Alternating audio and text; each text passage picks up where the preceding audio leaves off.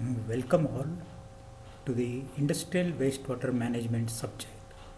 In the subject, as a part of the one of the unit, wastewater reuse and residual management, today we are going to discuss a topic that is sludge treatment and its disposal.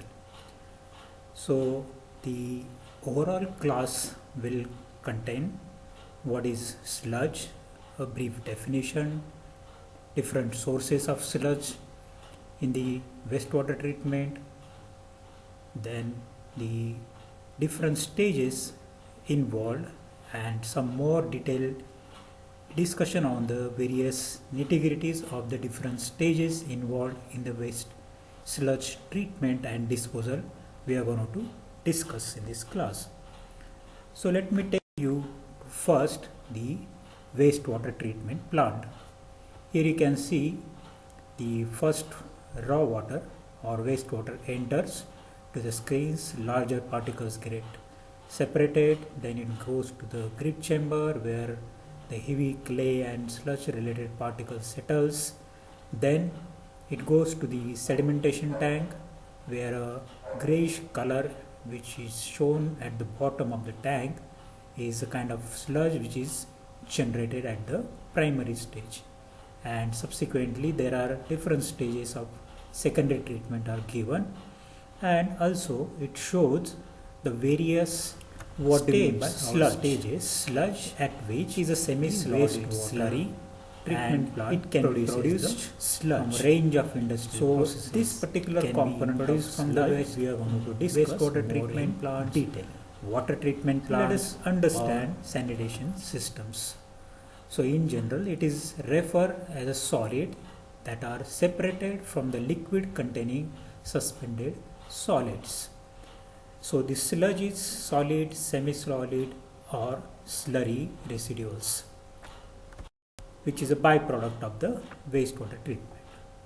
As we saw the previous schematic diagram of wastewater treatment plant, this shows the type of sludge. It can be generated or it can be called as a primary sludge, which is typically obtained from the primary settling of untreated wastewater, waste activated sludge, which is obtained from the activated sludge process, trickling filter sludge, which is another secondary treatment process, the secondary sludge, that is the sludge from the secondary clarifiers of the activated sludge or trickling filter process, digested sludge or dewatered sludge. These are the different types of sludge. What it contains? Primarily, it predominantly contains water, of course, some microorganisms, viruses, pathogens, germs, organic particles, heavy biodegradable materials, heavy metals, micropollutants, so on and so forth.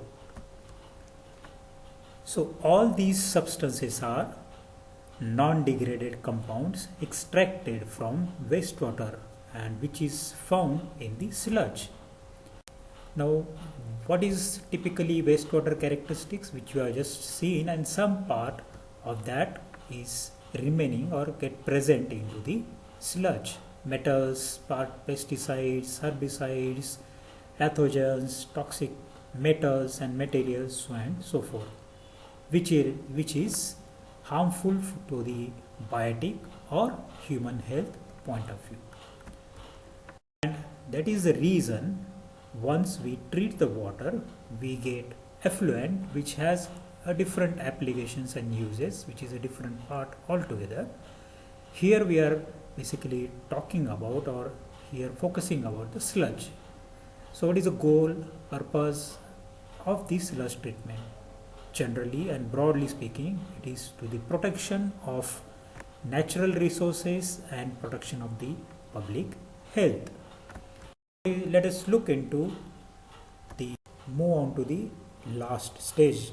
So far we have gone through the preliminary operations, sludge thickening process, sludge digestion, sludge stabilization, and from that even whatever the less amount of moisture or water is there, that is also removed. Now this sludge now being taken care of, pathogens, bacteria and so forth is depending on its nature.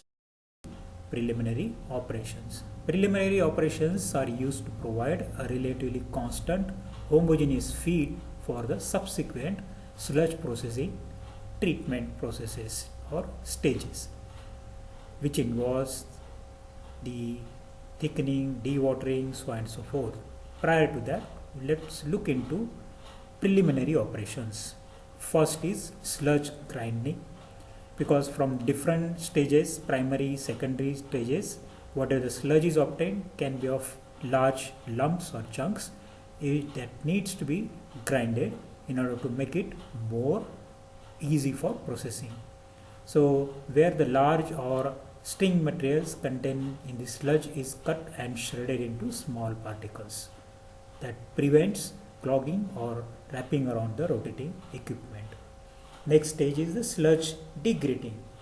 Some plants separate grit removal facilities are not used, and that is the reason it may contain the grit particles that may create problem to the mechanical components in the subsequent operations, so that sludge degritting is done.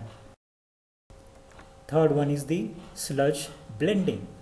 Now, as we earlier discussed, sludge is generated at different sources, primary, secondary or advanced processes. The different sources of the sludge are uniformly mixed to enhance plant operability and performance. They can be performed by using mechanical mixers and baffles for getting a homogenized mixture. Third is the sludge storage, because it has specific time duration. It cannot be immediately treated, that we'll discuss subsequently, and that's the reason at the same time in the upstream there are continuous operations which are taking place and which is producing the sludge.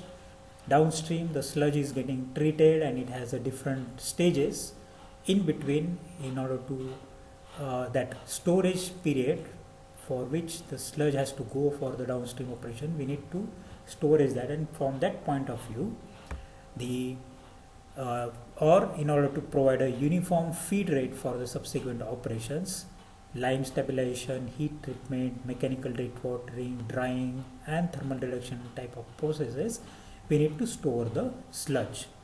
So sludge is stored longer than 2 or 3 days, it will start deteriorating and becomes difficult to dewater because of some sort of chemical transformation which are taking place, that also will subsequently look into. So these are the broadly preliminary treatments which are to be done on the sludge prior sludge thickening. So thickening is a procedure used to increase the solid content of the sludge by removing a portion of the liquid fraction. Earlier we have seen sludge largely contains the water fraction, and that water fraction needs to be removed. So for that, what is the process? Typically gravity thickening process or gravity thickeners are used. So they are a tank similar in design with the conventional sedimentation tank, normally circular in shape. The supernatant flow that results is returned to the primary settling tank and headwards to the treatment plant. So typical thickener looks like this.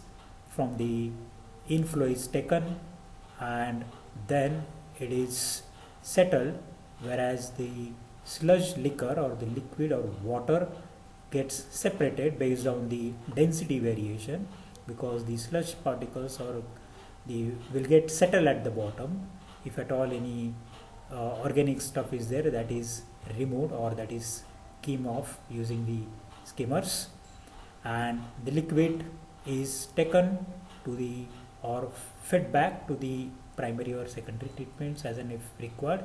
If it is in better quality, it is then sent for the subsequent wastewater reuse applications, and from the bottom the thick sludge is taken for the next operation. Apart from that, of course, few technical parameters needs to be established, that is solids overflow rate or specific solid overflow rate, which is given as this equation, that is the inflow to the thickener multiplied with the concentration of the solids in the thickener inlets divided by the surface area of the thickener. That gives me the specific solid overflow rate. And depending on the primary sludge, or it is a primary and secondary sludge together or secondary sludge alone, the specific overflow rate and the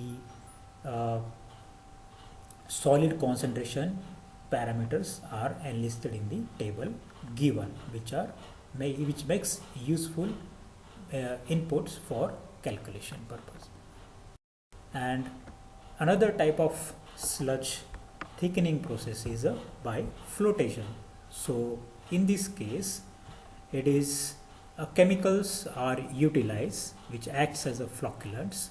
So sludge is placed in a contact with the air saturated with water, that full flow, or it can be recycled by partial like pressurized air basically, and then doing pressurization depressurization, that generates the pressure difference, and that basically pressure difference, air bubbles will, these floating sludge bubbles composite is collected at the surface and water is recovered under a scum baffle and removed, and that's how the water component is removed and sludge is thickened for the solid concentration.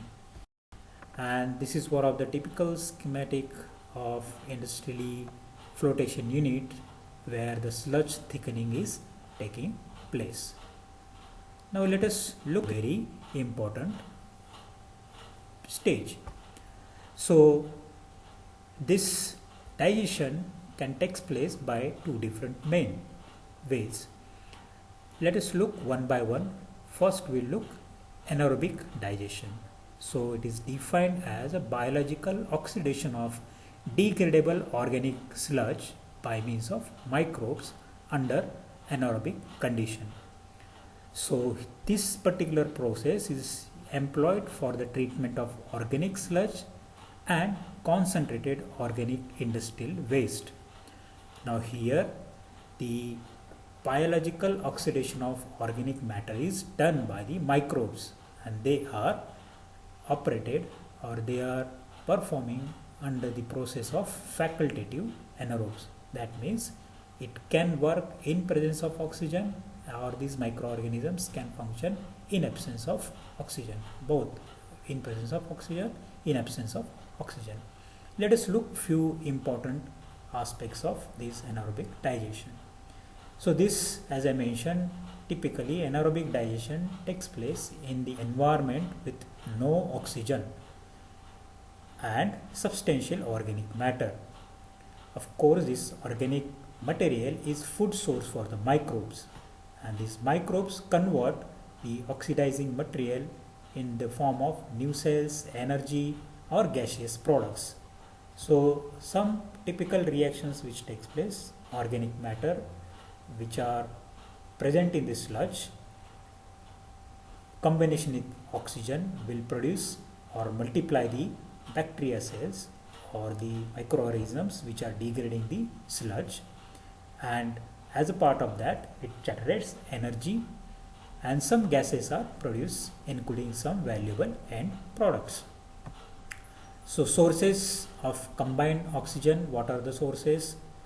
CO3 2 minus, SO4 2 minus, NO3 minus, PO4 minus, these are the sources of combined oxygen which is present in this equation.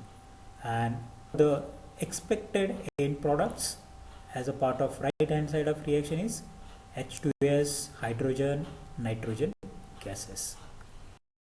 Now these microorganisms carry out few chemical transformation of this organic matter present in the sludge, which typically follows a chain of chemical pathways. First, it is a hydrolysis, where the complex organic matter, typically carbohydrates, proteins, fats, will get hydrolyzed. Subsequently, they goes to the stage of fermentation, that is acidogenesis, where this organic matter gets converted into soluble organic molecules or get converted into sugars, amino acids or fatty acids.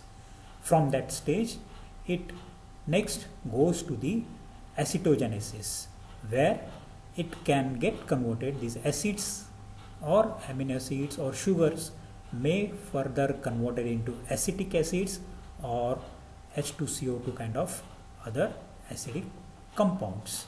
And subsequently, the methanogenesis is the last stage, where the gaseous products, where like methane or carbon monoxide or other end products are produced as a process of chemical pathway.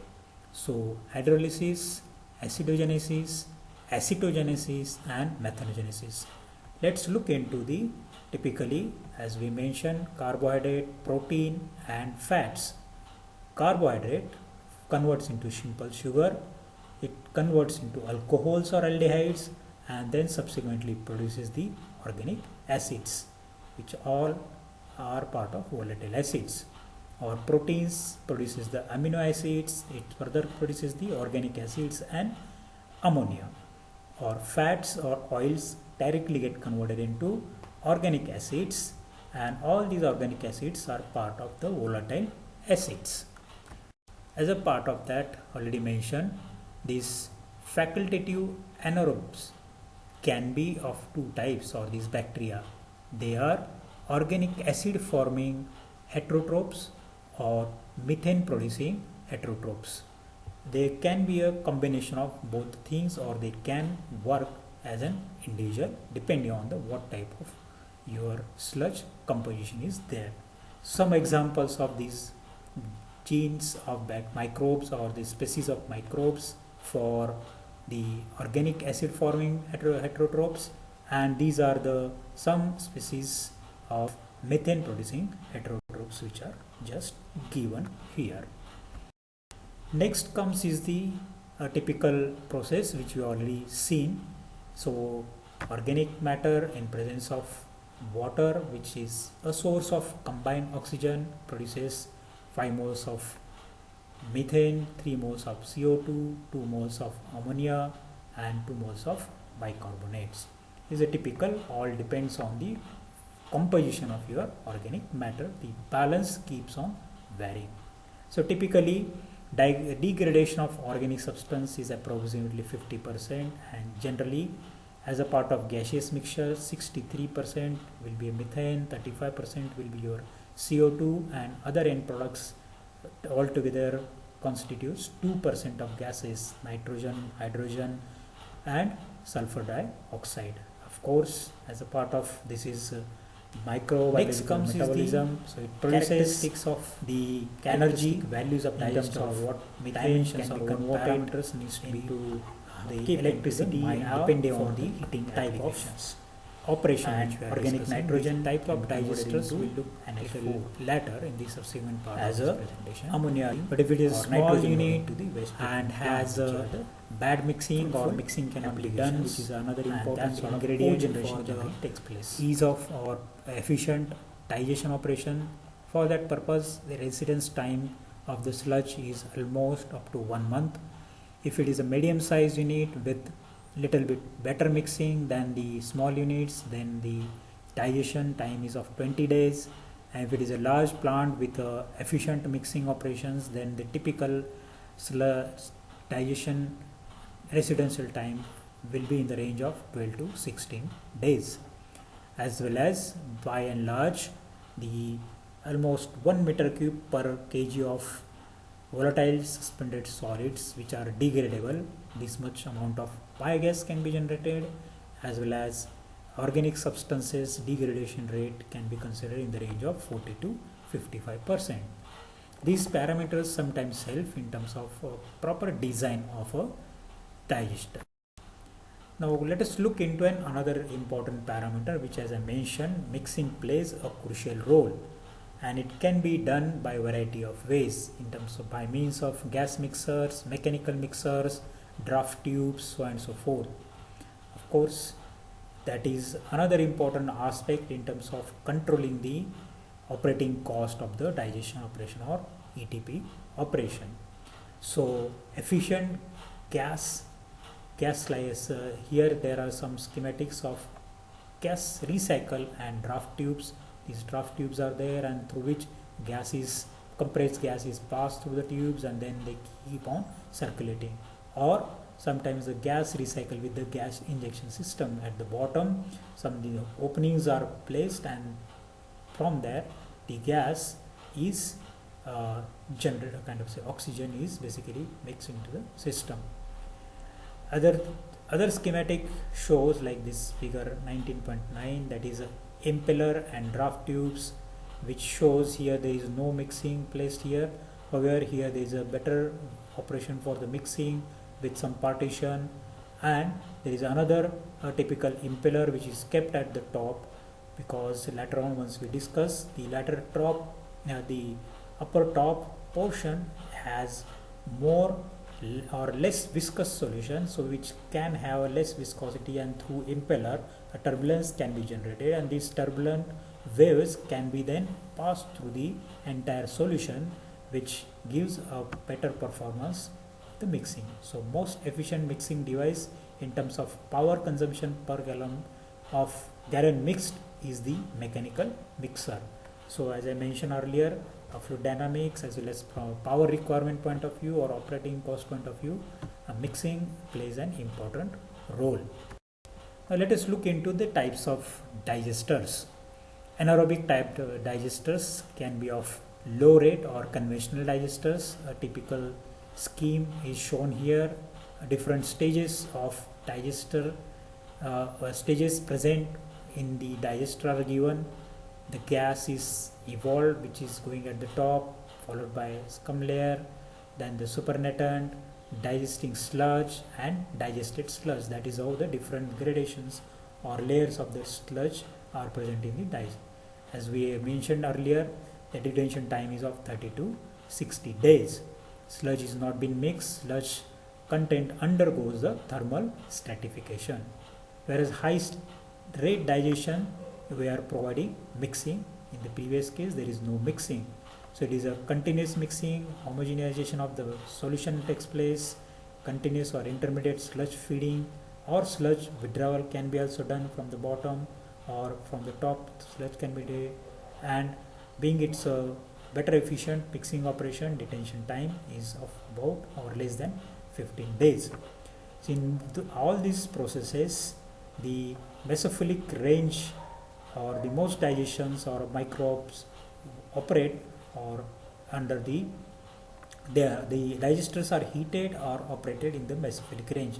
What is meaning of mesophilic range of temperature is, it's the minimum temperature can be 15 degrees Celsius to the maximum temperature of 45 degrees Celsius. And earlier we mentioned energy is produced as a part of microorganism metabolism, and that generates the heat, or sometimes you have to provide the external heat in order to perform the operating conditions like pH, temperature, flow rate, mixing, oxygen flow, so on and so forth point of view. And generally they can be made of the concrete or stainless steel. Another type is anaerobic lagoons, in contrast to the previously discussed types of digesters. So main advantage is the very low capital cost. They are just like the aerated lagoons. The sludge bed is maintained, effluent is entered into the sludge bed, and it is retained for a longer period of time, and then naturally it undergoes the process of digestion. So however, low biomass concentration, very low rate of conversions, gas production is seasonal, being it is most of the gas gets evolved, or if you are making an over roofing or over covering, then gas can be stored and then it can be recovered. Of course, another disadvantage is it is as little or no mixing occurs, and periodic cleaning is of high cost. But nonetheless, usually these type of operations are used intermediately for water dewatering stage. Another typically the cylindrical big digesters, they look like earlier what we discussed, low rate or high rate. There is a mixing, there is a sludge zone where the sludge is getting digested, there is a supernatant zone where the part of chemical transformation, chemical pathways, the sort of liquid or gas bubbling taking place, and then at the tops there is some space is provided in order to accumulate the gas, typically biogas or CO2 or other end products which are gaseous end products. Likewise, and these kind of external stainless steel sheeting is there, covering is there, then there is a insulation, and there is a stainless steel wall. That sort of the structure of the cylindrical wall is there. And of course the digested sludge or sludge withdrawal is done from the bottom, and there are provisions given for the ground separation pipes. This is a typical configuration of an anaerobic digester. And industrially or naturally, they look like long cylindrical vertical towers or concrete based towers, which we earlier discussed, maybe stainless steel or concrete based anaerobic digesters. Another type of anaerobic digester is a egg-shaped digester. Typically these type of digesters are available in United States or Europe in countries. The advantage is the egg shape enhances the mixing while eliminating much of the stratification which are the typically happening in the conventional or low the previous type of digesters. Virtually no grit accumulation to the bottom because of the conical shape, nothing gets accumulated in the shape. Better control of scum at the top of the digester, and small requirements being the unlike the cylindrical shapes which has a cross-sectional area, uniform cross-sectional areas, being here it is a elliptical or kind of a egg type of shape, the bottom will require relatively less area compared to the vertical cylindrical or constant diameter cylindrical tanks. However, it is expensive and height can restrict the usage around the residential areas. So these are some of the typical schematic pictures of the egg-shaped anaerobic digester. Having discussed that, generally instead of single stage, maybe low rate or high rate or intermediate stages of anaerobic digesters, the typically two-stage anaerobic digesters are generally adopted. So first stage, where the main biochemical reactions like liquefaction of the organic solids, digestion of the soluble organic materials, and followed by gasification takes place at the first stage. And in the second stage, some more gasification takes place. However, the second stage is important in terms of supernatant separation and gas storage point of view. So this helps to take care of a large loading of sludge treatment, which can be done in a stages, two stages. Instead of doing everything in the first stage or single stage, part of operation can be done in first stage, and once that operation finishes, the complete matter is shifted to the second stage. Likewise, the efficient operation can be done in the two-stage anaerobic digestion. The detailed process description is enlisted here. So the first stage, sludge thickened to a dry solids, which content is about almost 5%, is heated and mixed in a closed tank for the several days. Then, as earlier we discussed, hydrolysis, acid formation, acetic acid formation, these type of stages which will take place. So acid forming bacteria hydrolyze the large molecules, proteins, lipids, breaking them into smaller water soluble molecules like sugar, amino acids, so on and so forth, or different fatty acids, and then the sludge flows into the secondary tank. Dissolved matters then get converted into biogas, where the methane or carbon dioxide is produced, so on and so forth. This is what takes place into the part of the first stage of the. Of course, in some cases, sludge is inoculated with the extra hydrolytic enzymes at the beginning of the first digestion stage in order to supplement the reaction or enhance the actions of bacteria. Then subsequently, the in the another enhance like that sort is the two stage, but still furthermore better enhancement of two stage anaerobic digestion can be done as a traditional method is the thermal hydrolysis or breaking down of the large molecules by heat, which is not done in the conventional two stage process. So this is done in the separate step before the digestion, where a typical case like process begins with a sludge that is been dewatered and where the dissolved solid content is up to 15%. Previously we have seen in the conventional method the dissolved solid content was 5%, which is now made to 15%. So sludge is mixed with the steam of pulper or hot homogenized mixer is fed to the reactor, where the temp and held pressure, which is approximately temperature and pressure is of course the temperature is 165, that is what is a thermal hydrolysis which is taking place under high pressure conditions for 30 minutes, and then subsequently it is fed to the second stage of digestion. So as we discussed, the combination of conventional or advanced two-stage anaerobic digestion process or aerobic digestion process that later on can be coupled with the thermal hydrolysis, the better enhancement can be done. Let us look into the next stage of operation, that is the what is sludge stabilization.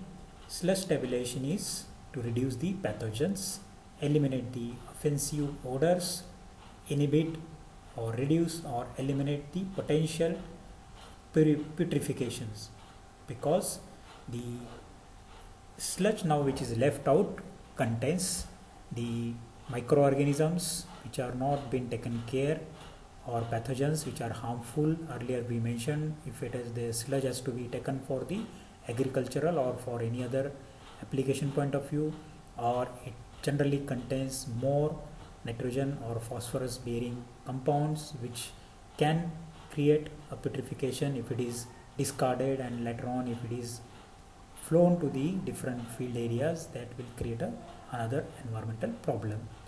So what are the technologies used for the sludge stabilization? There are four major technologies: lime stabilization, heat treatment, anaerobic digestion, aerobic digestion. So typically what is done, lime stabilization process, lime is added to the untreated sludge in sufficient quantity to rise the pH beyond 12 or higher values. So there are two things. One is a lime stabilization used to sludge prior to dewatering, that is called lime pre-treatment, and addition of the lime to the sludge after dewatering, that is lime post-treatment. Of course, calcium hydroxide or calcium oxide, these are the typical lime stabilizers.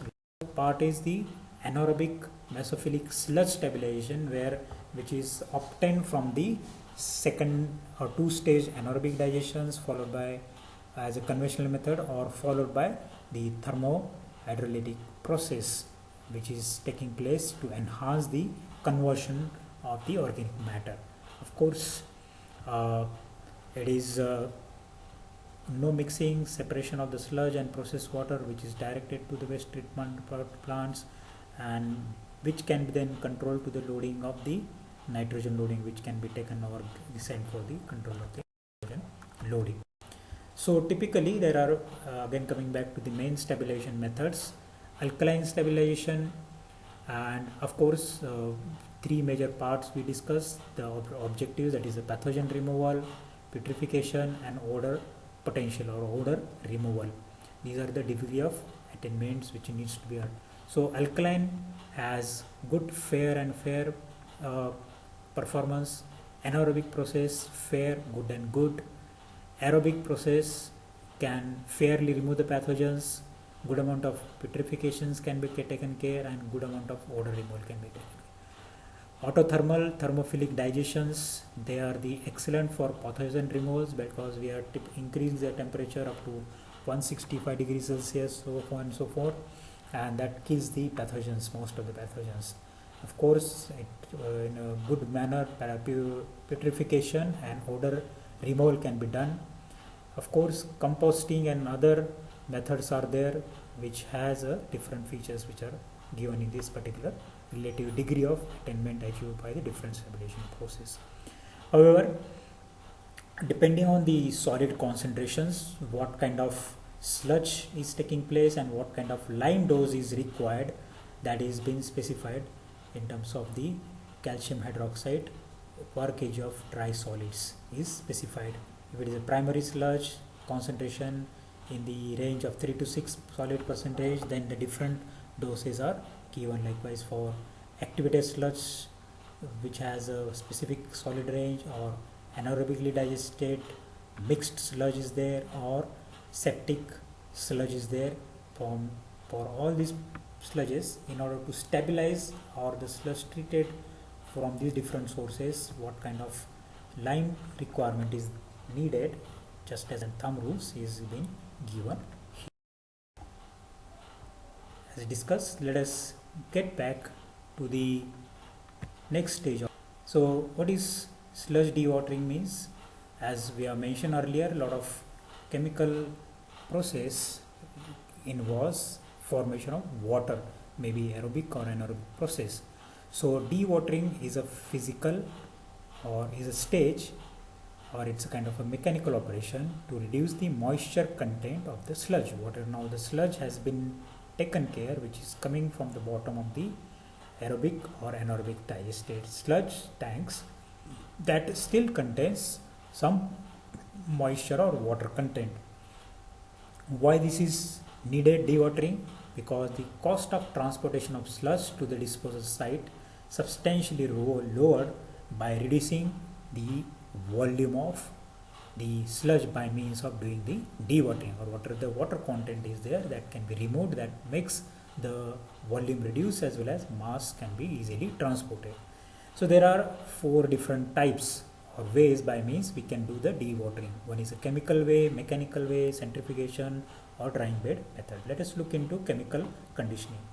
So in this case, or in this type, chemicals are used to condition the sludge for dewatering, and of course it is a economical process because it increases the yield and greater flexibility of the operation. The operation or chemical conditioning reduces 90 to 90%, 99% of the incoming sludge moisture content, which is typically present. Of course, like the incoming moisture content has 65 to 85% of the water content or moisture content, which can be reduced to 90 to 99% less water. That means only trace amount of water is present in the final sludge. So typically ferric chloride, lime, alum, organic polymers are the substances, chemical substances which are used for the dewatering purpose. The next way is the mechanical dewatering. So in this case, the sludge which is obtained after the stabilization is now mechanically pressed.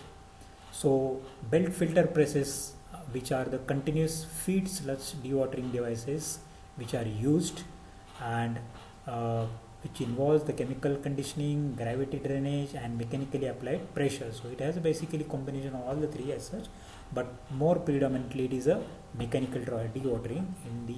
Through the belt, the feed is inletted here, and then it is driven through the bed. So where first by means of gravity, that means the water will get drained off the things, and from there the sludge mass then goes to the next stage, where now it comes in contact with the 2 different belts. Here it is on the one side of the belt, here now it is sandwiched between the 2 different sections, where it get squeezed and then pass through this series of mechanical rollers, which eventually further squeezes by applying the pressure by means of rotating these wheels at the different speeds, and the water content or moisture content is removed as a supernatant.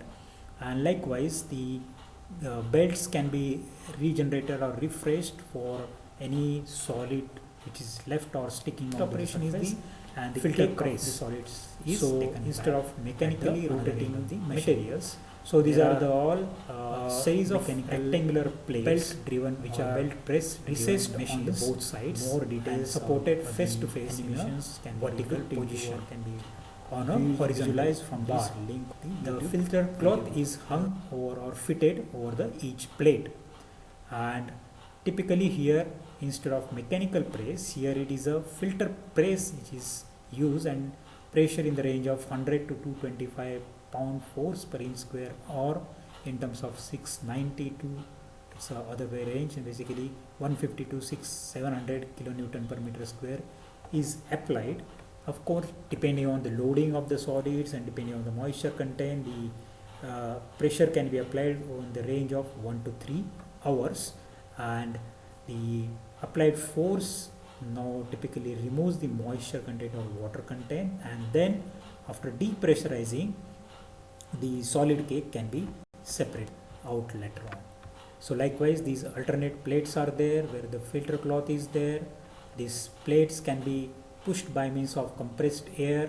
It gets compressed, through which the liquid will keep on passing through it, and then it is kind of a squeezing operation, and the once the depressurization is done, the bottom whatever the cake tank is there, of course there are two different openings. One is for the removal of the solid, another is for the removal of the moisture or water which is drained off. So again, for more detailed animations or more insight of the operations, you can look into the couple of YouTube links which are given to you. Particular graph omega W, and there is one more new factor which is given there as omega S, omega W and omega DS. So these fractions can be calculated or carried out for designing of the sludge treatment plants. Now next operation is, or next type of what dewatering method is a centrifugation. So here centrifugal screw is rotating at the center, and in between the outer side of the rotating screw there are gaps where the in between the gaps of the two screws or the two pitches the liquid is fed, and it will keep on getting compressed, being the shape of the extruder is getting reduced. The cross-sectional area required for the flow reduces, and that eventually converts or increase the pressure, and that increased pressure eventually removes the water content from the moist sludge which is entering into the system. So whatever the water is there, this water is separated from these things, and only the solid which is remaining there, that solid is taken out from the other end. So here operation takes place, water, the sludge enters here from this part, it gets mixed here, the water will keep on getting removed because it's like squeezing action, unlike the filter press, but it is squeezing action inside a varying cross-section area cavity. Unlike in case of filter press, it is a constant area pressurizing. So the concentration of the solid takes place, which eventually comes from the other end of the pipe, the extruder or centrifuge, and from the one end of the centrifuge you get the separated water. Again, to get the more insight of the process, one can look into this particular YouTube link to get the more clarity of the sludge dewatering by centrifuge and centrifugal. The next or the last method is the sludge drying beds. They are just like the aerated lagoons or the kind of things typical schematic it looks like. So it is a typical sand drying bed. Sludge is placed on the bed in a 8 to 12 inches in the layers and allowed to dry. Of course, it has a tapered shape at the bottom or kind of slanted shape at the bottom, as earlier mentioned. This helps in terms of dewatering purpose also, not only that, but at the same time the natural evaporation of the moisture content takes place. So the sludge is dewatered by drainage through the sludge mass and supporting sand by evaporation from the surface exposed to the air. So most of water leaves the sludge by the drainage, and the moisture content approximately 60% is removed after 10 to 15 days of the favorable conditions. And of course mechanical operations has to be there in order to take out the dried sludge from the bed. So typically it involves preparation of the bed, then the filling of the sludge, allowing it to keep as it is for 15 to 20 days for the moisture removal. That's what is the typical sludge drying bed for the dewatering process. Now let us it has to be sent for the disposal or further utilization. So what is, as we discussed earlier, now it is get rid of contaminants, so it is only left out with something which is not decomposed or degradable, maybe in terms of elemental materials or valuable ingredients. So most of the processes most of the experiences shows that the sludge which is left out has a fertilizer value of the biological sludge, and of course it has to be evaluated first depending on the ingredients which are present, typically nitrogen, phosphorus and potassium content, and then can be used into the agricultural field. That is one of the beneficial use. Of course, if not, then the sludge disposal has to be done. If we don't find the value addition from that sludge, if it is only a completely inorganic other than nitrogen, phosphorus and potassium content, then the typical way is the landfilling. The two types of landfills are there. One is for the non-hazardous bio-waste or waste, or hazardous waste, depending on the environmental rules and regulations permitted.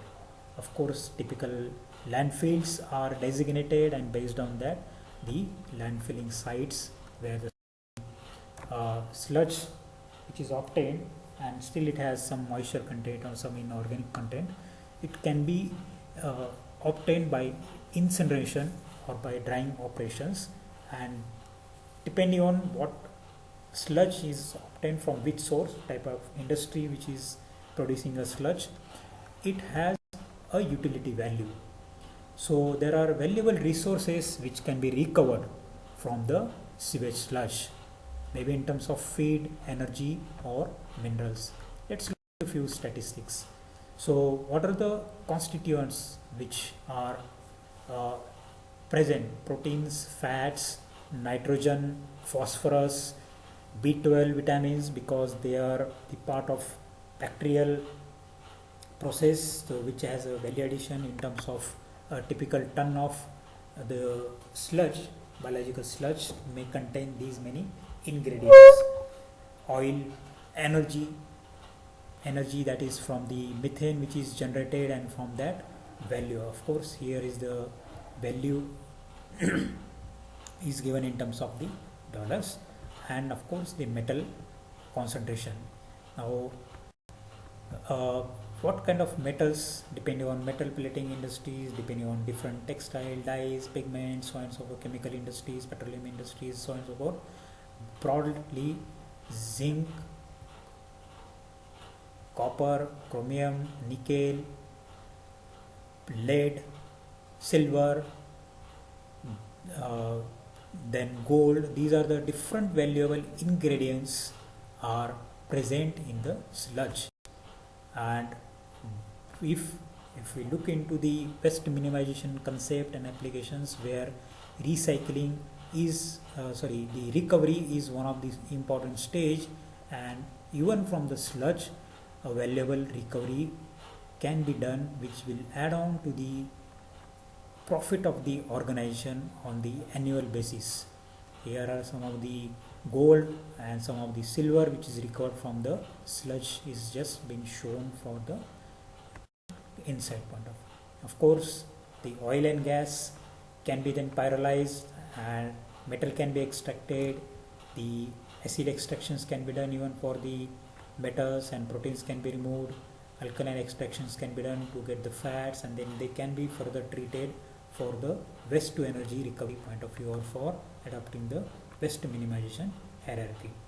So that's all for the again the left out mass can be used into the brick formation, and that these bricks can be used things in general we need to take into account. That is a lot of useful valuable recovery can be world done, is changing ultimately every day there are a lot of wealth developments which are taking place, and that needs to be brought into now the existing practices in order to that's all about the sludge more better and treatment and disposal applications. So experts in the wastewater treatment sector have been working to implement the established technologies which are improving the day by day, as well as improve the environmental regulations and rules which are getting more and more complacent because of changing the disturbances what we are getting these days. Of course, increasing the water quality goals set by UN and other nationals, as well as in the different urbanization and human activities which are creating the environmental problems and subsequently health related issues. So to protect the human health and protect the biodiversity, protect the ecosystem, the emerging new technologies needs to be adopted, which ultimately turns to produce less sludge or less waste at the source itself and subsequently processing. So what are the important future challenges which we are all aware? The climate change, changing population, aging infrastructure, so need to have the better and better facilities and infrastructure. New expectations and opportunities will be there that needs to be fulfilled. From that point of view, the advanced methods or new technologies or emerging technologies are membrane bioreactor process, ballast floc reactors, or integrated fixed film activated sludge process. All these efforts are there to decrease the less waste of water, less waste of the less sludge generated at the conventional methods or processes which are taking place, and subsequently that requires the different stages of sludge treatment. And a brief highlight of each process is there. I will not get into more details. I'll keep this slide for a while so you can go through it, and then accordingly later on you can take care or get into more details of these new techniques as a part of your different course or different subject. So here we are going to stop for the topic of sludge treatment and disposal. Watch the videos to get more ideas. If you have any queries or any doubt, get back to me by mail or through the group